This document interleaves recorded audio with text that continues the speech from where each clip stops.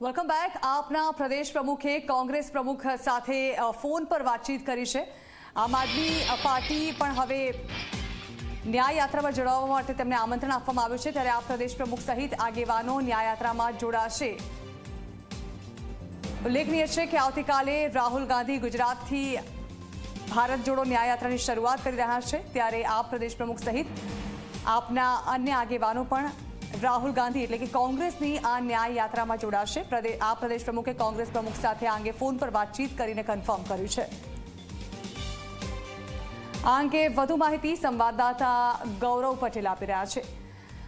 ગૌરવ, આમ આદમી પાર્ટી અને કોંગ્રેસનું ગુજરાતમાં ગઠબંધન, અને હવે સ્વાભાવિક છે કે જ્યારે રાહુલ ગાંધી મુલાકાત લઈ રહ્યા હોય ભારત જોડો ન્યાય યાત્રાને પગલે ગુજરાતમાં, અને ત્યારે આમ આદમી પાર્ટીના નેતાઓ પણ તેમાં જોડાય તે વાત આમ તો ખૂબ જ સ્વાભાવિક છે।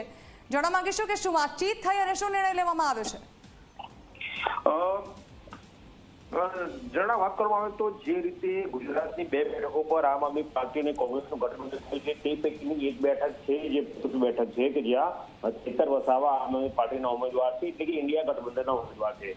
રાહુલ ગાંધીની યાત્રા 7 માર્ચથી જાલોદથી ગુજરાતમાં એન્ટ્રી લઈ રહી છે અને તેમની યાત્રાના રૂપમાં ભરૂચ લોકસભા મત વિસ્તારનો સમાવેશ થાય છે, એટલે સીધી રીતે તેઓ ત્યાં પ્રચાર કરશે। અને જ્યારે ઇન્ડિયા ગઠબંધનના ઉમેદવાર તરીકે ચૈત્ર વસાવા હોય એટલે સીધી રીતે તેમનો પ્રચાર થાય, ત્યારે આમ આદમી પાર્ટીના નેતાઓ પણ તેમની સાથે જોડાય એક સ્વાભાવિક વાત છે।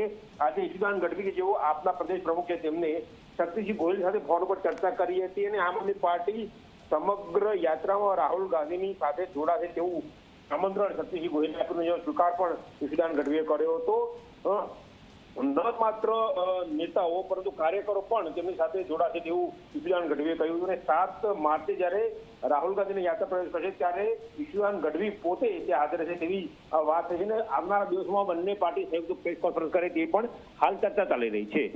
જી બિલકુલ ગૌરવ, આભાર। તો સ્વાભાવિક છે કે કોંગ્રેસની આ ન્યાય જોડો યાત્રામાં આમ આદમી પાર્ટીના સભ્યો પણ જોડાય, કાર્યકર્તાઓ પણ જોડાય, અને તે મુદ્દે આજે ફોન પર થયેલી વાતચીતમાં સહમતિ સધાઈ છે।